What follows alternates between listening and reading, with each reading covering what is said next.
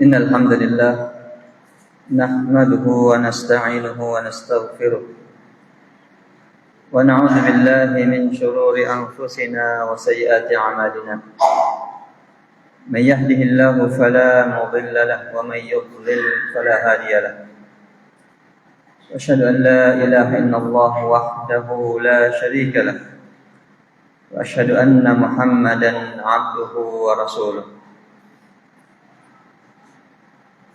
اللهم صل وسلم على نبينا محمد وعلى آله وأصحابه ومن تبعهم بإحسان إلى يوم الدين أما بعد فيا عباد الله أوصيكم ونفسي بتقوى الله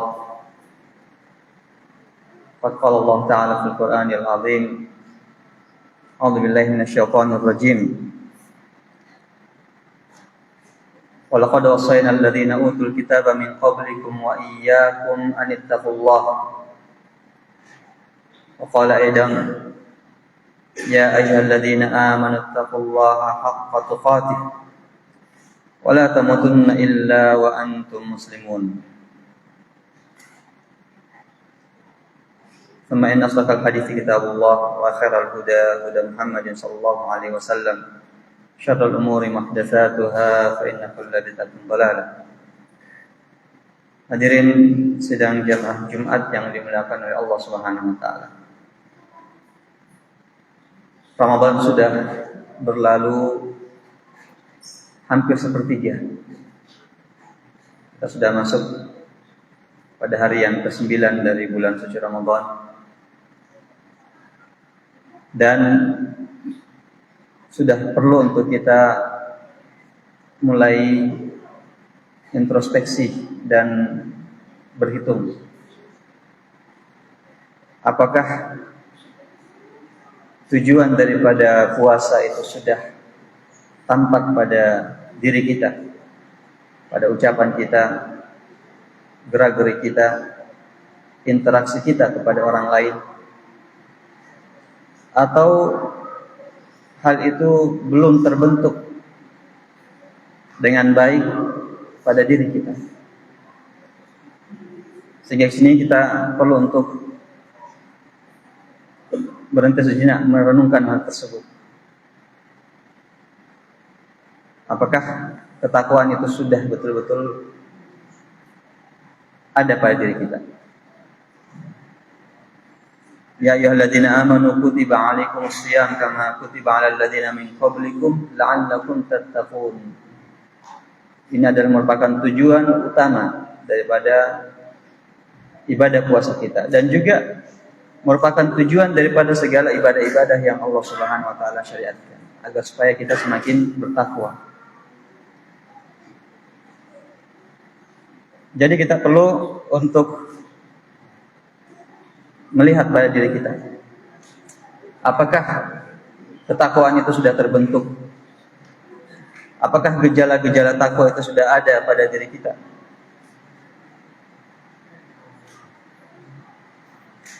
Salah seorang di antara ulama kita, Hasan al-Basri, telah menyebutkan bahwasanya indikasi ketakwaan pada diri seorang itu ada beberapa hal.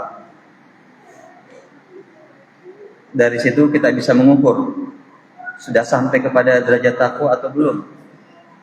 Apakah ketakwaan ini masih lemah atau sudah menguat atau sudah sangat baik dan sempurna.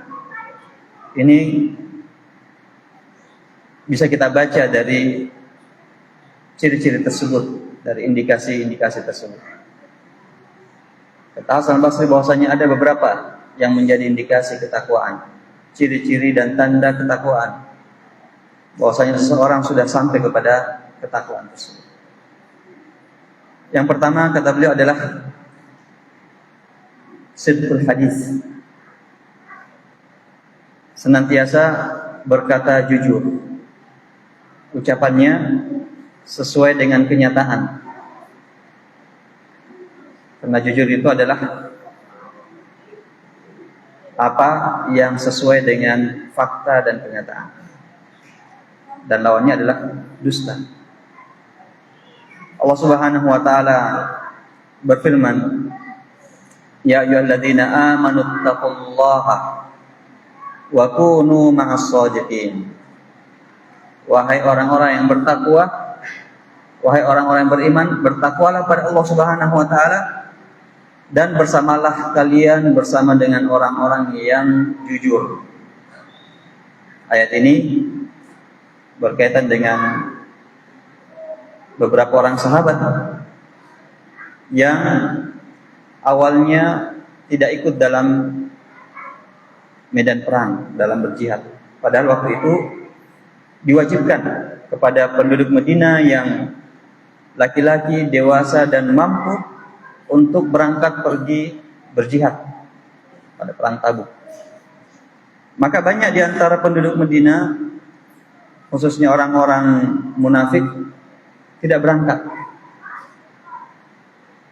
Dan ada di antara sahabat, ada 3 orang di antara sahabat juga tidak berangkat. Ketika Rasulullah pulang, maka dipanggil semua yang tidak ikut, diinterogasi satu persatu. Orang-orang munafik ketika ditanya, kenapa kalian tidak berangkat? Berbagai macam alasan yang dilontarkan, di mana mereka tidak jujur, mereka berdusta, beralasan sakitlah, beralasan bahwasanya di rumah tidak ada yang menjaga istri dan anak, berbagai macam alasan yang diungkapkan. Walaupun pada saat itu Rasulullah SAW menerima saja apa yang menjadi pernyataan lahiriahnya, Rasulullah terima. Kalau ada alasan, dilepaskan. 3 orang sahabat ini sudah bertekad untuk kita berbuat, maka berani untuk bertanggung jawab. Bahwasanya mereka tidak ikut berperang bukan karena alasan yang dibenarkan. Mereka jujur dan mengatakan, wahai Rasulullah, tidak ada alasan yang syar'i, yang dibenarkan. Ya, kami meninggalkan perang hanya saja karena terlena dengan harta, karena asik dengan kebun kurma yang pada saat itu sementara berbuah, dan di luar sana panas, di dalam kebun-kebun kurma dingin dan banyak air yang sejuk. Sehingga mereka jujur bahwasanya tidak berangkat perang bukan karena alasan yang dibenarkan, tapi karena kelalaian. Akhirnya Rasulullah SAW pun menjatuhkan sanksi kepada mereka, dan mereka menjalani sanksi tersebut. Kurang lebih 40 hari, bahkan sampai 50 hari diboikot, tidak diajak bicara, tidak disapa, kalaupun dia menyapa orang lain tidak dijawab. Sampai kemudian Allah Subhanahu wa taala menerima taubat mereka dan turunlah ayat ini. Ya ayyuhalladzina amanu taqullaha wa kunu ma'as shadiqin. Wahai orang-orang yang beriman, bertakwalah pada Allah dan jadilah kalian bersama dengan orang-orang yang jujur seperti sahabat-sahabat tersebut. Karena dia jujur, maka Allah Subhanahu wa taala memaafkan kesalahannya dan Allah Subhanahu wa taala memuliakan mereka. Adapun orang-orang munafik tersebut yang dusta, mungkin di dunia diterima oleh Rasulullah alasannya, tapi di akhirat tidak bisa tersembunyi, tidak bisa lari dan bersembunyi dari Allah Subhanahu wa taala. Mereka akan dihukumi dan diazab atas kedustaan tersebut. Dalam hadis Nabi SAW bersabda, inna sidqa yahdi ilal bir wa innal birra yahdi ilal jannah. Sesungguhnya jujur itu akan membawa seseorang kepada ketakwaan, kepada albir, kebaikan. Dan albir ini akan mengajak atau membawa seseorang, mengantarkan seseorang kepada surga Allah Subhanahu wa taala. Nah, ini adalah tanda yang pertama, kata Hasan al-Basri, ketakwaan itu nampak dari ucapan seseorang. Jujur dalam berucap, benar apa yang dia ucapkan, tidak berdusta, bahkan dalam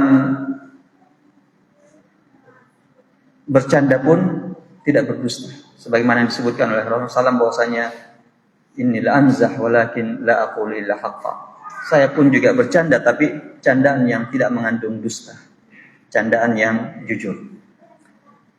Jangan cuma yang dilakukan oleh Allah Subhanahu wa taala. Kemudian Hasan Basri melanjutkan bahwasanya ciri yang berikutnya adalah adaul amanah, al-wafa bil ahd. Menunaikan amanah, menepati janji. Dan ini juga adalah merupakan bagian daripada kejujuran, yaitu dalam bersikap. Yang pertama, jujur dalam berbicara, dalam berucap. Yang kedua adalah jujur dalam bersikap, dalam beramal. Bahwasanya dia menunaikan amanah.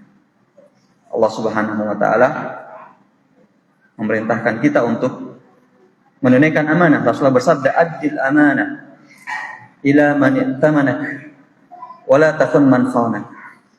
Tunaikan amanah kepada orang yang telah memberikanmu amanah. Amanah ini bisa dalam bentuk dua hal. Amanah dalam bentuk materi yang dititipkan kepada kita, disimpan untuk kita kembalikan kepadanya pada waktunya. Amanah bisa berupa pinjaman, amanah berupa titipan. Maka kita perlu dan wajib untuk menunaikan amanah tersebut, menjaga titipan itu dan juga pinjaman tersebut. Kita tidak merusaknya, tidak lalai dalam menjaganya, apalagi sampai mengingkarinya dan mengatakan tidak ada pinjaman saya, atau mengatakan barang ini seperti inilah waktu saya pinjam, padahal tidak seperti itu, sudah dirusak atau sudah kondisinya sudah rusak. Atau amanah dalam bentuk tugas, diamanahkan untuk melakukan tugas tertentu. Ya, misalnya ketika dia sebagai seorang karyawan, sebagai pegawai, maka dia amanah menjalankan tugasnya sebagaimana yang telah disepakati dalam kontrak kerjanya. Dia amanah, jalankan. Amanah dalam mengelola dana dan juga aset-aset perusahaan atau kantornya. Allah Subhanahu wa taala telah berfirman, "Ya ayyuhalladzina amanu la takhunullaha wa rasul wa takhunu amanatikum wa antum ta'lamun." Wahai orang-orang beriman, janganlah kalian mengkhianati Allah dan Rasul-Nya, dan janganlah kalian mengkhianati amanah-amanah kalian sementara kalian mengetahuinya. Kemudian yang ketiga, ciri ketakwaan yang ketiga kata Hasan Basri adalah silaturahim, senantiasa menyambung hubungan silaturahmi dengan kerabat-kerabatnya. Tidak memutuskan hubungan dengan kerabat, apalagi kerabat dekat, orang tua, anak, saudara, apalagi saudara kandung, paman, ponakan. Mereka ini adalah orang-orang terdekat dan orang-orang yang sangat patut ya, dan harus untuk kita menyambung silaturahmi dengannya. Tidak putus silaturahmi hanya gara-gara dunia. Sangat banyak kita dapati keretakan hubungan silaturahmi sampai putus itu disebabkan karena perkara dunia, karena perkara warisan, karena perkara pemberian, atau mungkin barang-barang yang dipinjamkan. Ini jangan sampai perkara-perkara dunia yang sebenarnya sedikit dan juga akan fana, akan sirna, menyebabkan terputusnya silaturahmi. Maka orang yang bertakwa adalah orang yang senantiasa menjaga silaturahminya, memperhatikan orang-orang dekatnya, kerabat-kerabat dekatnya. Bahkan Rasulullah SAW pernah ditanya, ya bagaimana tentang saya, apakah saya bersedekah kepada fakir miskin, orang lain, atau kepada keluarga saya? Maka Rasulullah mengatakan bahwasanya sedekah kepada keluarga, kepada kerabat adalah sadaqatun wasilah. Itu menggabungkan dua kebaikan. Pertama adalah sedekah, mendapatkan pahala sedekah ketika bersedekah kepada kerabat yang butuh. Yang kedua juga adalah merupakan bentuk menyambung silaturahmi, sehingga pahalanya lebih banyak, double ya, ketika bersedekah kepada orang-orang dekat kita dari kerabat-kerabat kita. Intinya bahwasanya menyambung silaturahmi adalah menyampaikan, memberikan, menyalurkan kebaikan-kebaikan kepada mereka, baik dalam bentuk materi ataupun dalam bentuk sikap. Kemudian jamaah Jumat yang dimuliakan oleh Allah Subhanahu wa taala, ciri ketakwaan yang lain yang disebutkan oleh Hasan Basri adalah rahmatul du'afa, kasih sayang kepada orang-orang yang lemah. Jangan sampai Allah Subhanahu wa taala telah memberikan kita kekuasaan dalam rumah tangga, misalnya sebagai kepala rumah tangga, dia yang berkuasa, istri dan anak dalam posisi lemah, maka merupakan kewajiban untuk kita kasih sayang, rahmat pada mereka. Jangan sampai baik kasih sayang kepada orang di luar, kemudian orang dalam rumah sikapnya sangat kasar dan tidak berperi kemanusiaan. Dan ini banyak terjadi. Menyikapi anak seperti memperlakukan budak, memukul, menghardik, kata-kata yang keluar adalah kata-kata yang kasar tanpa ada kasih sayang. Kepada orang lain sangat lembut. Begitu juga kepada istri. Rahmatul du'afa, kita kasih sayang kepada para du'afa. Dan di bulan suci Ramadan ini, pintu untuk menyayangi, mengasihi para du'afa itu sangat terbuka lebar. Dengan memberikan mereka bantuan yang bisa menutupi kebutuhan-kebutuhan mereka, khususnya di bulan suci Ramadan ini. Kemudian juga di antara bentuk ketakwaan ini, tanda-tanda ketakwaan adalah menjadikan seseorang tawadhu dan tidak menyombongkan diri. Ketika Allah Subhanahu wa taala berikan ilmu, maka dia semakin tawadhu.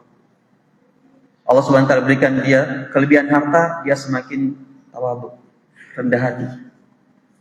Tidak bersikap sombong kepada manusia. Karena dia meyakini bahwasanya ada yang lebih berilmu, ada yang lebih kaya, dan ada lebih berkuasa dari dia, yaitu Allah Subhanahu wa taala. Sehingga kepada siapapun dia berlaku rendah hati. Bisa bergaul kepada siapapun, tidak membuat dan memasang jarak antara dia dengan orang-orang lemah atau orang-orang yang tidak memiliki pengetahuan yang banyak atau orang-orang di bawah sebagai bawahannya. Tapi dia selalu berusaha untuk dekat kepada siapa saja dan rendah hati kepada mereka semua. Kemudian yang terakhir, kata Hasan Basri bahwasanya tanda-tanda indikasi daripada ketakwaan ini adalah husnul khuluq, akhlak yang mulia. Dan akhlak yang mulia ini intinya adalah 3 hal. Badlu al-ma'ruf, senantiasa menyebarkan, menyalurkan kebaikan-kebaikan, baik dalam bentuk materi maupun dalam bentuk sikap, dalam bentuk ucapan, berkata baik, membantu orang-orang yang membutuhkan bantuan. Ini yang pertama adalah badlul ma'ruf, menyebarkan dan menyalurkan kebaikan. Kemudian yang kedua adalah kaful adza, menahan diri untuk tidak menyakiti dan mengganggu orang lain, baik dengan ucapan, dengan perbuatan, dengan sikap. Tidak menyakiti orang lain, baik itu orang yang berada dekat mereka ataupun yang di luar dari mereka. Kemudian yang ketiga adalah kata beliau al-basyasyah, yaitu senantiasa berseri-seri, berwajah senyum kepada siapa saja yang ditemui, sehingga orang yang berjumpa dengannya merasa tenang, merasa nyaman, dan tidak merasa dimusuhi dan dibenci. Nah, inilah beberapa tanda-tanda ketakwaan, alamat daripada ketakwaan yang telah disebutkan oleh Hasan Basri. Maka mari kita melihat apakah tanda-tanda itu sudah ada pada diri kita, ataukah mungkin tanda-tanda itu perlu lagi kita permantap, perkuat. Maka ini masa ada kesempatan, bulan suci Ramadan adalah merupakan tempat untuk kita membenah diri, untuk kita memperbaiki diri kita untuk bisa sampai kepada puncak ketakwaan. Dan ketika tanda-tanda ini belum nampak pada diri kita, maka perlu untuk kita introspeksi kembali, kita kembali berhitung untuk bersegera mewujudkan tanda-tanda itu dalam diri kita, sehingga tujuan daripada puasa ini betul-betul kita bisa capai di bulan suci Ramadan ini. Barakallahu li wa lakum fil Qur'anil azim wa nafa'ani wa iyyakum bima fihi minal ayati wa dzikril hakim. Aqulu ma tasma'un wa astaghfirullah li wa lakum fastaghfiruhu innahu ghafurur rahim.